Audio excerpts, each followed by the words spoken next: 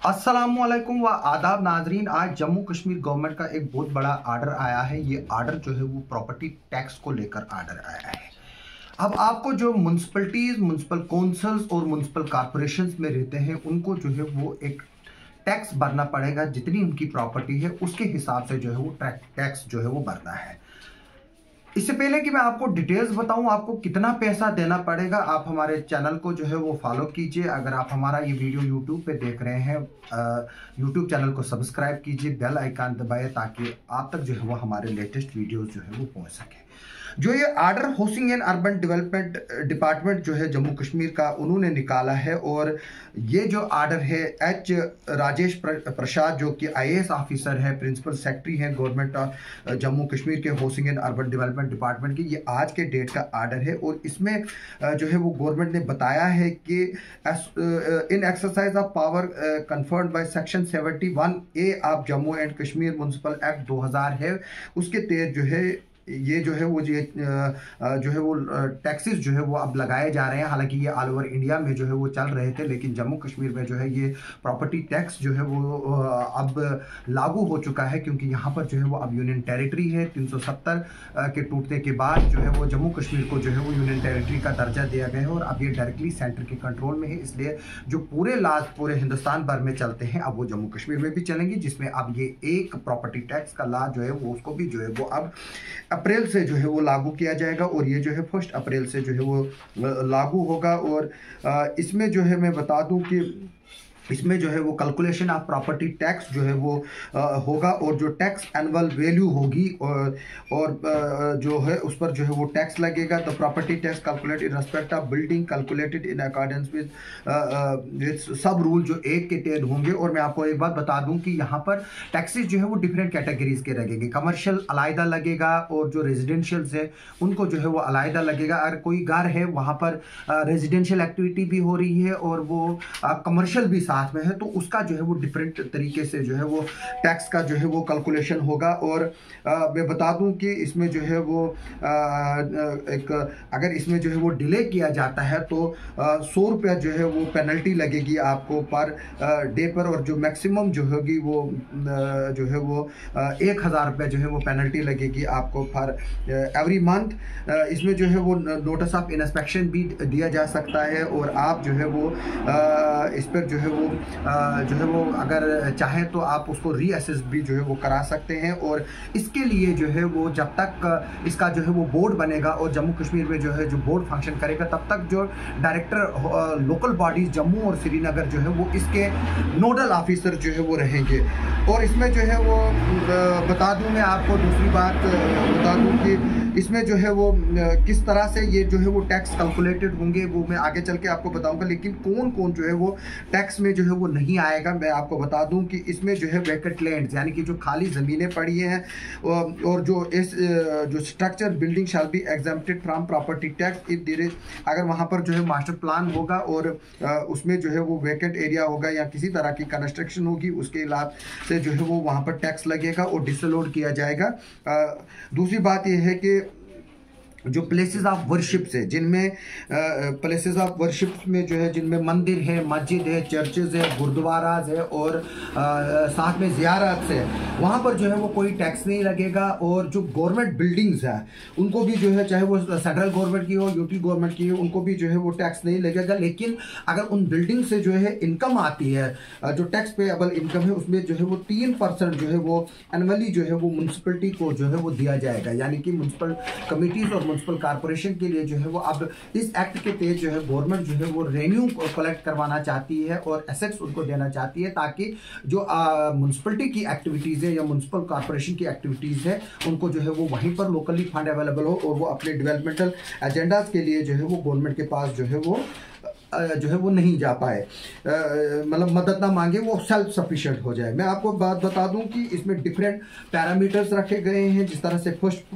Floor factor है, आप कितने फ्लोर हैं उसके हिसाब से जो है वो टैक्स लगेगा। अगर किसी को ग्राउंड फ्लोर है उसको 1% लगेगा, अगर किसी को फर्स्ट फ्लोर है उसको 0.8%, सेकंड फ्लोर को 0.7%, थर्ड फ्लोर और अबो को 0.5%, और वैकेंट लैंड को जो है वो 0.1% जो है वो टैक्स लगेगा। यानी कि मैं आपको बात बता दूं कि अगर आपके मकान की कीमत जो है वो, क्योंकि सिटीज़ में जो है वो अगर मकान जो है वो 1000 स्क्वायर फुट का मकान है, उसकी कीमत कम से कम 45 से 55 लाख रुपए होगी, और अगर ज़मीन की कीमत को इंक्लूड किया जाता है वो 70-80 लाख रुपए जो है वो बनता है। यानी कि अगर आपको जो है वो टैक्स देना पड़ेगा इजली, वो तकरीबन 8 से 10 हज़ार रुपए के करीब जो है वो आपका टैक्स जो है वो बन सकता है।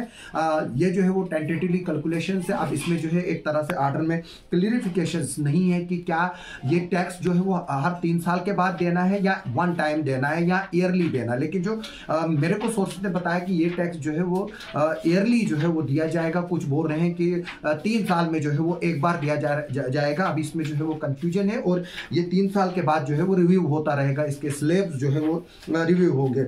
उसके लिए है दूसरा है यूसेज टाइप फैक्टर। अगर आपका रेजिडेंशियल अपार्टमेंट फ्लैट है तो 2% टैक्स लगेगा, रेजिडेंशियल हाउस है तो 2.5% टैक्स लगेगा। इंडस्ट्रियल मैन्युफैक्चरिंग यूनिट, अगर आपका कोई इंडस्ट्रियल मैन्युफैक्चरिंग यूनिट है उसकी टोटल वैल्यू का 5% लगेगा। और इंस्टीट्यूशन, पब्लिक और सेमी पब्लिक जो अंडरटेकिंग जो होते हैं, जो ऑफिस बिल्डिंग्स होती है, उनमें जो है वो 7% लगेगा।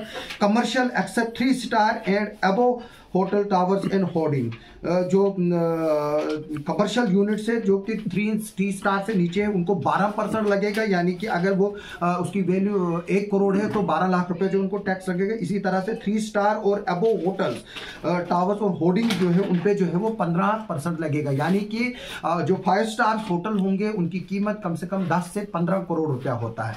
तो अगर हम उसको देखें तो वो जो है वो 4.5-5 करोड़ रुपया जो है वो एक 5 स्टार होटल को जो है वो टैक्स जो है वो प्रॉपर्टी टैक्स जो है वो देना पड़ेगा, क्योंकि वो एक बहुत बड़ा कमर्शियल जो 5 स्टार होटल होता है उसका बहुत एरिया होता है और उसमें जो है वो बड़ी कंस्ट्रक्शंस होती है, इसलिए जो है वो करोड़ों में जो है उनको टैक्स जो है वो अब पे करना पड़ेगा। दूसरा है कंस्ट्रक्शन टाइप। इसमें अब ये भी जो है गवर्नमेंट ने, आप देखिए कि आर्डर किस तरह से बनाया गया है और इम्प्लीमेंटेशन ऑफ टैक्स किस तरह से की जा रही है, कि किस तरह का स्ट्रक्चर है, आपको उसमें भी जो है वो उस तरह से जो है वो टैक्स लगेगा। अगर आपका जो है आरसीसी कंस्ट्रक्शन में है तो 1% है, पक्का है विदाउट आरसीसी कंस्ट्रक्शन है 0.9%, प्री फैब्रिकेटेड स्ट्रक्चर है उसको 0.8% और कच्चा बम्बू वुड टिन स्ट्रक्चर जो है 0.6% है। यानी कि जो गरीब है अब उन पर भी जो है वो इस आर्डर के मुताबिक जो है वो टैक्स लगेगा। फिर age factor of the building है, उसमें भी क्लासिफाइड किया है 20 साल, 20 से 30 साल, 30 से 40 साल, 40 से 50 साल, 50 से 60 साल। उसमें भी जो है 1% से लेकर जो है वो अंडर जो है वो 0.50% के टेज जो है वो टैक्स जो है वो लगेगा। अप टू 1000 स्क्वायर फुट तक बताया जा रहा है कि कोई टैक्स नहीं लगेगा, जबकि अबो 1000 स्क्वायर फुट से 1500 स्क्वायर फुट तक 0.075% लगेगा, 1500 से 2000 तक 1% और 5000 से अबो जो है वो 1.5% लगेगा। यानी कि जो 5000 स्क्वायर फुट का मकान है उसकी कीमत आज के डेट में 3 से 4 करोड़ रुपए जो है वो होगी, जो कमर्शियल बिग सिटीज है। तो इसका मतलब जो है वो आप उसी के हिसाब से जो है वो 1.5 लाख रुपए का जो है वो 4.5 लाख रुपए जो है वो एक बड़े घर को जिसकी वैल्यू 2.5-3 करोड़ रुपए होगी उसको जो है वो 3-4 लाख रुपए जो है वो टैक्स देना पड़ेगा इसके हिसाब से। अब अदर यूसेज टाइप्स भी जो है वो अगर आपने किराएदार रखे हैं, बाकी चीज़ें रखे, उसके हिसाब से जो है उनको जो है वो टैक्स दिया जाएगा।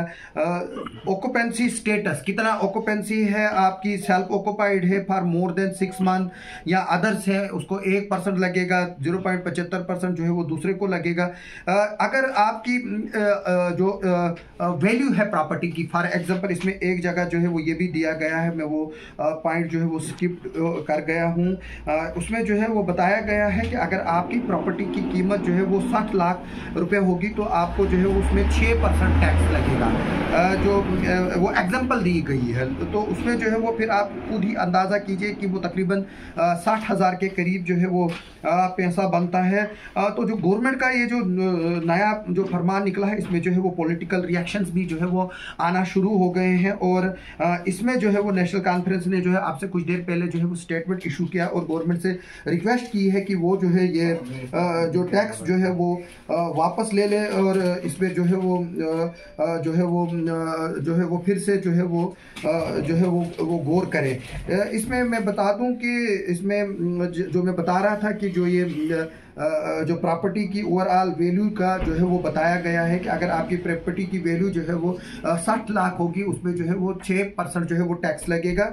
इसमें भी जो है वो काफ़ी कंफ्यूजन है अभी तक कि किस तरह के जो है ये टैक्स की कैलकुलेशन होगी। इसमें जो है वो अभी फाइनली, क्योंकि ये नया एक्ट है और नई चीज़ जो है वो इंट्रोड्यूस की गई है जो पहले जम्मू कश्मीर में मौजूद नहीं थी। अब देखना है कि इस पर जो है वो किस तरह के आगे चलकर जो है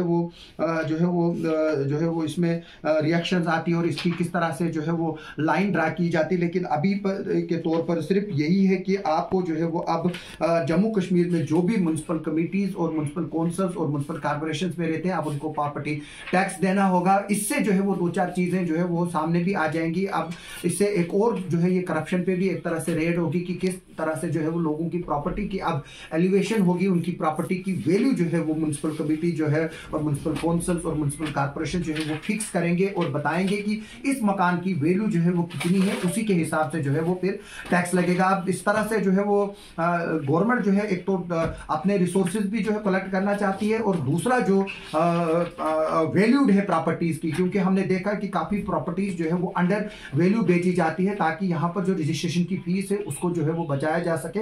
वो भी एक जो है बहुत बड़ा स्कैंडल है जहाँ पर करोड़ों की मालिक की ज़मीनों को जो है वो कौड़ियों के भाव दिखाया जाता है। लेकिन अब गवर्नमेंट जो है वो इस एक्ट के तहत जो है म्युनिसिपलिटीज को एम्पावर किया गया है ताकि वो उस प्रॉपर्टी की एलिवेशन करे और सही वैल्यू ऑफ प्रॉपर्टी जो है वो सामने आएगी। इस पर जिस तरह का भी आगे चलकर रिएक्शन आएगा, अभी जो ये टेंटेटिवली चीज़ें मैंने आपको बताई है, अब इसमें लेकिन फिर भी जो है आपको एक्सपर्ट्स की कंसल्टेशन की ज़रूरत है।